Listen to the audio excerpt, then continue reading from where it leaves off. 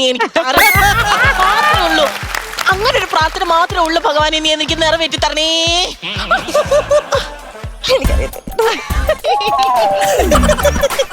എവിടെ പോവാ? എന്താ അണ്ണനെ തിരക്കില്ലായിരുന്നു നീ? അണ്ണൻ എവിടെ ഉണ്ടോ? അണ്ണൻ വന്നിട്ടുണ്ട്.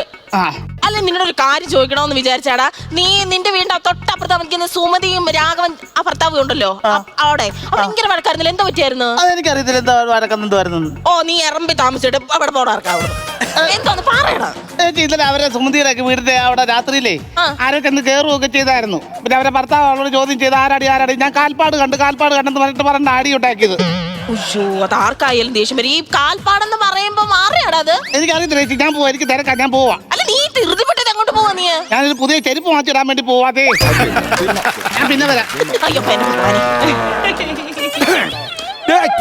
മനുഷ്യനെ കിടന്ന് ഉറങ്ങാൻ സമ്മതിക്കത്തില്ല. രാവിലെ കിടന്ന് ഉറങ്ങാൻ സമ്മതിക്കത്തില്ലെങ്കിൽ പിന്നെ എന്ത് ചെയ്യാൻ പറ്റും? മനുഷ്യനെ കിടന്ന് ഉറങ്ങാൻ സമ്മതിക്കത്തില്ല, ഒരു കാര്യം സമ്മതിക്കത്തില്ല. ദിനേശൻ അണ്ണനെ തിരക്കിയായിരുന്നു. ഞാൻ പറഞ്ഞു ഇവിടെ ഉണ്ട്, എന്തെങ്കിലും സഹായത്തിനാണെങ്കിൽ ചെയ്തു കൊടുക്കണം. ആണോ? അവന് ഇച്ചിരി സഹായത്തിന്റെ ആവശ്യമുണ്ട്, ഞാൻ കൊടുക്കാം. ഞാൻ കൊടുക്കാം. നാളത്തെ ദിവസത്തിന്റെ പ്രത്യേകത എന്താന്ന് അറിയാമോ? പിന്നെ അറിയത്തില്ല, പിന്നെ എനിക്ക് അറിയത്തില്ല. എന്റെ ചക്രമുത്തിന്റെ ഹാപ്പി ബർത്ത്ഡേ അല്ലേ?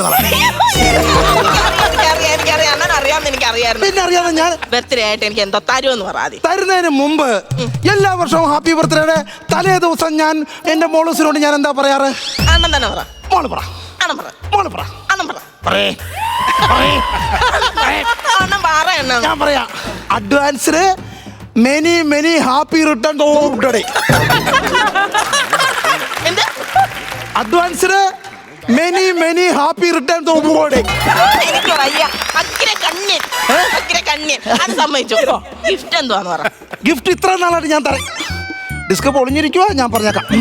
ഇത്ര നാളായിട്ട് ഞാൻ സമ്മാനം തരാതിരുന്നിട്ടുണ്ടോ? ഞാൻ ഇല്ല. എന്നാലും ഈ പ്രാവശ്യവും അതിന്റെ ബർത്ത്ഡേ തലേ ദിവസം ഞാൻ സമ്മാനം ഒപ്പിച്ച് വെച്ചിരിക്കുന്നു. കണ്ണടയ്ക്ക്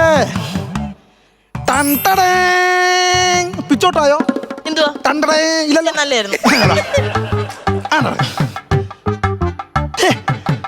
ഇതെന്തോ ഇത്?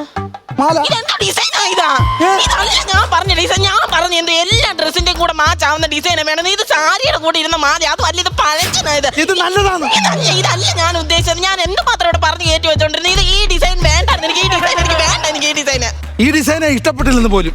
പിന്നെ പാതിരാത്രി 12 മണിക്ക് വല്ല ഉത്സവപ്പറമ്പിലും ഏതോ പെണ്ണുങ്ങൾ ഇട്ടിരുന്ന മാല കറണ്ട് പോയ സമയത്ത് തട്ടിപ്പറിച്ചോണ്ട് ഓടിയിട്ട് അത് മോട്ടിച്ച് എവിടെ കൊണ്ടുകൊടുത്ത ഈ പാതിരാത്രി എങ്ങനെ ഇരുട്ടത്തി ഞാൻ ഡിസൈൻ കണ്ടുപിടിക്കുന്നത്? ഞാൻ ആർക്കൊണ്ട് കൊടുക്കാനത്? പിന്നെ വേറെ ഡിസൈൻ ഇരിക്കുമോ നിന്റെ തരത്തിനനുസരിച്ച്? നീ കൈ കിട്ടുമ്പോ ഇത് തൽക്കാലം നിനക്ക് വേണോ? ഇത് വേണമെങ്കിൽ എടുക്കാൻ അങ്ങോട്ട് എന്നെ പറഞ്ഞാൽ മതിയല്ലോ. നേരത്തെ പറഞ്ഞ എല്ലാ പച്ചക്കള എനിക്ക് കള്ളം നല്ല വൃത്തിയായിട്ട്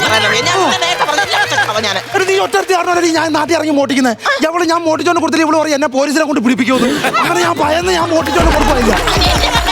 നിങ്ങളെ കല്യാണം കഴിച്ച എന്നെ പറഞ്ഞാൽ മതിയല്ലോ. നിന്നെ ഞാൻ കല്യാണം കഴിച്ചാന്നോ? സത്യം പറഞ്ഞാൽ ഇവിടെ വീട്ടിൽ ഞാൻ മോട്ടിക്കാൻ കയറിയതാ. എവിടെ കഴുത്തേ കിടന്ന മാല വലിച്ചു പൊട്ടിച്ചോണ്ട് ഓടി ഞാൻ വീട്ടിൽ വന്ന് നോക്കിയപ്പോ കാണാം മാലയുടെ അറ്റത്തൊരു സാധനം കിടക്കുന്നു. ഞാനോർത്ത് ലോക്കറ്റ് ആയിരിക്കുമെന്ന്. പിന്നെ ഇത്രയും വലിയ ലോക്കറ്റാന്ന് നോക്കിയപ്പോഴത്തേനും എവള് അന്ന് കൂടിയതാ എന്റെ കൂടെ.